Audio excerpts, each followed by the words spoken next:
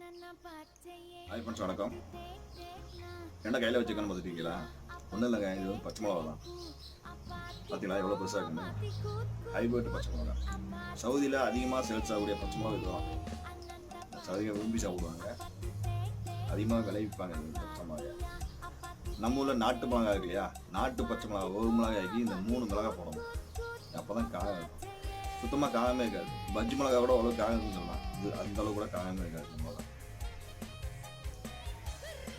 பார்த்தீங்கன்னா கிட்டத்தட்ட என் பேசவே மறைச்சும் மாட்டேது. 17 சென்டிமீட்டர் இருக்கு மிளகா.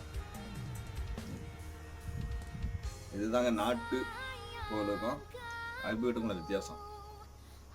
எல்லாமே நாட்டு காய்களை வாங்கி சாப்பிடுங்க. ஹைபிரிட் காயெல்லாம் தவிர்த்துருங்க. ஹைபிரிட் காயெல்லாம் ஒன்றுமே கிடையாது, ஒரு சத்தும் கிடையாது. நாட்டு காயில் தான் அதிகமாக சத்து இருக்குது, நன்மையாக இருக்குது. இந்த மாதிரி பார்த்துதான் நீங்கள் கமெண்ட் பண்ணுங்கள். பார்த்துட்டு